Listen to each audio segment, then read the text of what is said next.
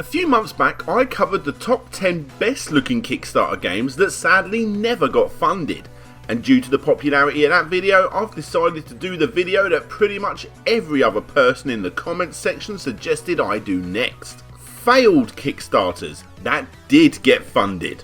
Right, okay, so to start my journey off, I thought the infamous Mighty No. 9 with its constant delays and eventual under par release would be a good place to start.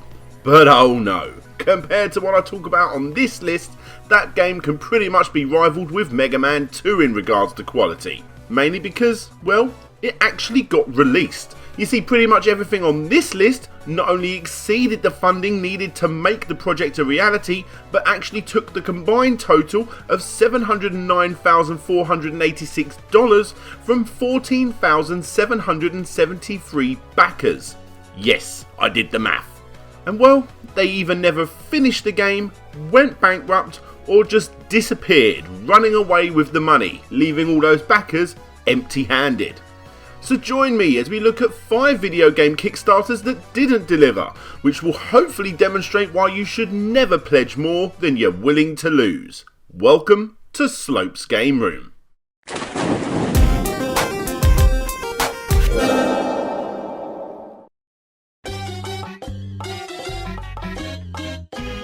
Number 1. Multiplayer survival games are pretty big business, if you get them done right. And The Stomping Land, a game that involves you trying to survive in a dinosaur-filled land, is an exciting concept. The Kickstarter campaign video looks great and managed to raise $114,060 from 4,427 backers of a tiny $20,000 goal. That's almost 6 times the amount requested. How the hell did they fuck this one up? Well, turns out since the game was funded on June 6, 2013, updates were frequent, constantly telling backers a few times a month in most instances what was going on with the project. And on May 30th, 2014, early access keys made their way into the hands of all of the backers that pledged the reward to get them. The game was being talked about on Steam community pages and the game's subreddit. Everything was fine. Then, nothing. Everything stopped, with the website, Twitter page and Facebook page all disappearing, leaving nothing but a long list of angry commenters on the Kickstarter page. Even modeler Vlad Konstantinov never got a reply from lead guy Alex Fundora saying that he didn't even get paid for his latest work, and no messages were replied to, so he had no choice but to sell what he had done to pay his team for the work that they have done. That's it. I wish I had more to tell you, but it looks obvious that this, at least by the time the alpha was released, was a scam. Alex not only grabbed the remaining money and ran away, but also put the unfinished game back on sale on Steam Greenlight, with his final ever post being, "It has had a year of progress and will continue to undergo production, with frequent updates until the end of 2015. And that is it. Number 2. For anyone out there that has watched the previous Kickstarter video, you'll know I'm a bit of a board and card gamer outside of video gaming and YouTubing. Which is why I'm happy as hell to not have known about Zico. If I knew about the Kickstarter, I would have backed it. However, at least 973 backers did know about it, as it was able to beat the $250,000 goal by raising $257,870. For those that don't know, Zico was originally a board and card game that was marketed as Pokemon with a purpose. The campaign video is actually quite heartwarming, explaining how Amy Tucker made the game to raise awareness of endangered animals and thankfully, for a while at least, actually succeeded. It ended up getting interest from major American chains and coffee shops before the recession happened, which resulted in almost all of those connections pulling out. If you go over to BoardGameGeek.com, an absolute must of a site for any tabletop fans, the people that did actually play that original card game seemed to quite enjoy it, and the feedback was great, a truly brilliant card experience for all the family. Sadly, even though the game was a critical success due to a lot of the major partners pulling out, the company went under. The Kickstarter campaign was Amy's chance to bring Zico back from the brink. The game had amazing artwork and a great team behind it, and even had legends such as Mike Williams and Nolan Bushnell working on it. Yes, the Nolan Bushnell, the guy who is known to many as the father of video games, being the guy who started Atari and Chuck E. Cheese. These guys will actually be helping create the game. Anyway, funding was successful a mere 12 hours before cut-off point, and that's when updates started to slow down. Sure, you had the standard survey, and thanks to all involved, including a special thanks to Michael Williams, Zico's biggest fan, who I can only assume is the guy that put down $10,000 to help the project. But then 6 months passed before any kind of an update. Then another 2 months after that. Not updating the game's progress, but instead just saying that rewards are still being worked on before being shipped out. Another month passes with an update that explains that there have been a number of issues that we've had to address, and we assure you the rewards will be coming. Many thanks for your patience. That was on June the 10th, 2013, 3 months after the estimated delivery date. And that's it, until you look in the comments section. On December 14th and December 17th, 2013, Zico posted a comment explaining that the company creating the game called Umba, the company that created the campaign called Wabba, and game designer Amy Tucker couldn't reach an agreement, and boom, Wabba went bankrupt. It was explained that a lawsuit by one of the previous directors of Hairy Entertainment was put in place. Another company that had previously purchased Zico when it was a card game for $80,000. Plus another $100,000 still to pay to complete the purchase.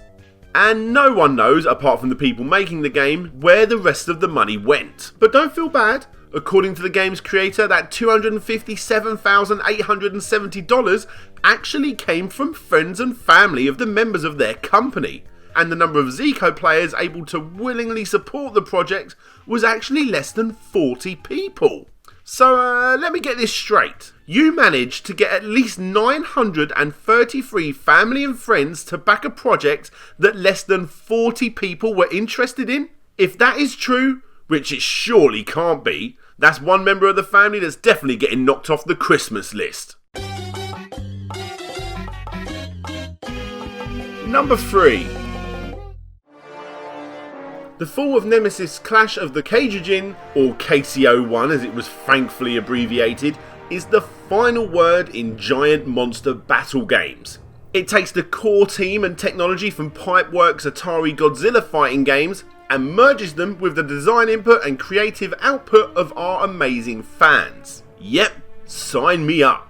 I didn't know about this game when it was live, thankfully, but after looking at the campaign video, which claims that this will be the ultimate monster fighting game with direct input from the fans, well, it would have been right up my street. However, what have we learned from videos like this? Never back games that show no real game footage, and this game only showed one tiny bit of animation. Hell, nice artwork though, am I right? Either way, 1,247 backers did help fund the project's goal of $100,000 and even exceeded it by getting the project up to $112,513. And who knows how much was put towards the project using the PayPal donation option. Officially, the game is not cancelled according to the developer, who actually posted a reply to forum backers as recently as the 23rd of November this year. However, the game's progress is suspended.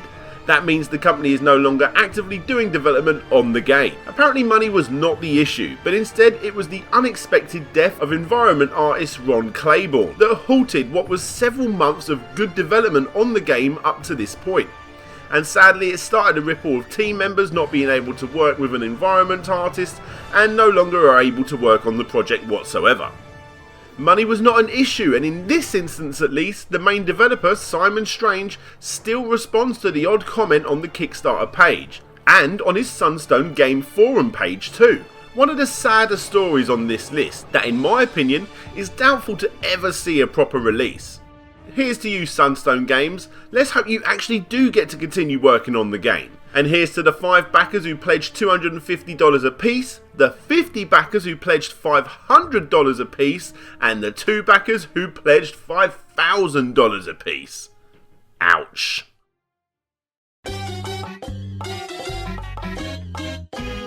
Number 4. Alex Peak really wanted this game to happen. Code Hero, a game that teaches you to make games, was a Kickstarter backed by 7,459 backers, spending $170,954 of a $100,000 target. Yep, people were obviously really into the look of the game. And during the campaign, the guys over at Primer Labs were constantly updating the site page with celebration videos of hitting their target, updating fans almost every single day, and then after the Kickstarter ended on February 24th, 2012, the updates, well, they actually continued fairly frequently. Every few months or so, giving those 7,000 odd backers an update as to what was happening, although those updates were not always great.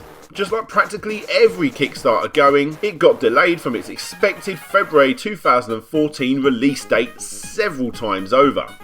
This, mixed with updates becoming more and more infrequent, was followed up on March the 4th, 2014, over 2 years after the expected release date, showing 22 6th graders playtesting the game, and the text, I'm sad to say that I'm probably not going to be able to update as regular or as often. But even though you may not hear from us as often, we'll still be working on Code Hero and moving forward with development. This was a common theme with this project. The infrequent updates that they did give were 99% of the time letting backers know that the game was getting delayed, or to give bad news like fewer updates or that they needed more time, but hardly ever giving any more information or explaining the reasons why. This, as you would expect, left the comments section to become a pretty dark place of nothing but angry backers who had lost their money, claiming that they would be asking Kickstarter to get their money back. Money that they was soon to be discovered had completely gone. Peak paid between $4,000 and $5,000 a month for each programmer, of which he claims he had 10 employees. One of which was David Lopez, a game designer from California who quit working at Red Giant Studios to the offer of $55,000 a year. However, this actually equated to every paycheck bouncing and Peak having to pay Lopez $800 from his personal account. David Lopez said in an interview regarding this that I gave him tons of time. I quit my job in the gaming industry to come and help this dude out. A couple of weeks later, he disappears and drops the whole project. Backers had to search far and wide for this information, as the final update to them was on April the 4th, 2014. Code Hero, April update, goodbyes, and Codebase Soapbox. I suggest going over to the site and checking it out. It's surprising how little is actually explained, and that's a real shame, leaving the comment section being backers updating other backers. In a nutshell, the money run out, and Peak was unable to get outsider funding, asking his team to work for free. Which they didn't. Legal action for the larger contributors have gone forward, but Peak says that they will not get their refunds until after the game is released. That is, if it ever is released. Strangely enough, Code Hero's website actually has reappeared, with updates going up and giving you the chance to even pre-order the soundtrack. However, sadly nothing is being done with those 7,459 backers that helped the project get off the ground in the beginning. And the fact that those backers aren't even getting updates really does go to show how little Alex Peak actually cares about his backers.